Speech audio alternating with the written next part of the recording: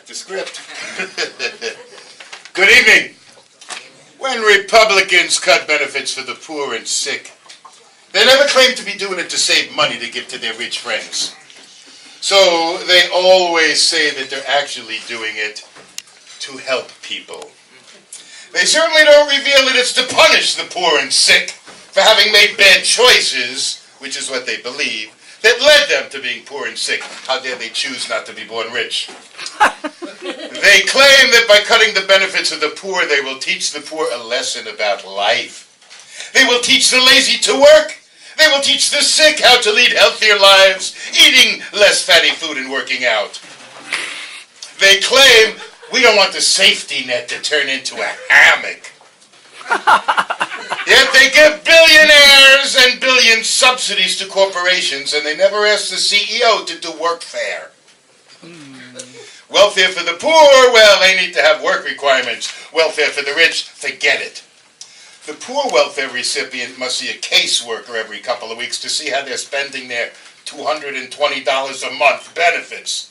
CEO doesn't have to report to a social worker to see how they're spending their millions. Now, if there are no jobs for the welfare recipient or they have children to take care of, the government has proposed something new to make them work for their checks.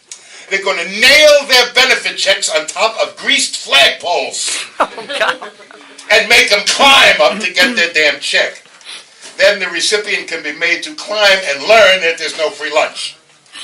The rich love saying there's no free lunch. What they don't tell us is they call it brunch and they get it for free. They also get free dinners, which they don't tell us about, which you're all paying for. Too many white people point to their pioneer forefathers struggling to settle the country. Why don't today's poor do what my great-grandfather did? What a self-sufficient pioneer. What they leave out is the United States government gave out free land. The Homestead Act let immigrants stake out a claim and get free land. So the federal government wanted these people with free land to be successful farmers, so they built, with federal funding, a national system of agricultural state colleges. And when the government wanted the farmers to modernize, there were subsidized loans. And of course the federal government already killed or removed the original tenants of the land at great expense. So actually the settlement of the West was a giant welfare program. Now the great-grandchildren of these welfare kings and queens point to today's poor and say, why can't you pull yourselves up by your bootstraps like our pioneer forefathers? Of course, they never mention that the government bought their pioneer forefathers those very boots. They also never explain how they managed to suspend the laws of gravity.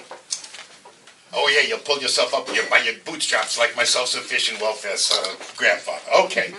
Now, the farmers also now get the government handouts. You see, when you're a farmer, if there's no rain and you have bad crops, you get federal money because you lost money that year. However, if it's a good season with a lot of rain, well, then the commodity prices are down, so they give you money for price support. We have not yet had a year when the weather is just right. Now the farmers will have to suffer because the Chinese have reacted to the new trade tariffs from Trump.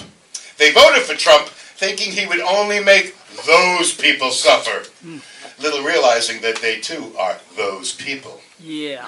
You see, the Trump voter was like an arsonist pouring gasoline on this system. Only they got some gasoline on their clothes, and now they too find themselves on fire. You see, if the heartland, they call themselves the heartland, they're suffering. Remind them that we in the brain land told them not to vote for Trump. But they didn't want to listen because, you know, knowledge is elitist. Listen, this looks like some kind of strange rant, but it's actually rehearsed, so I want to thank you very much for having participated in this little rant.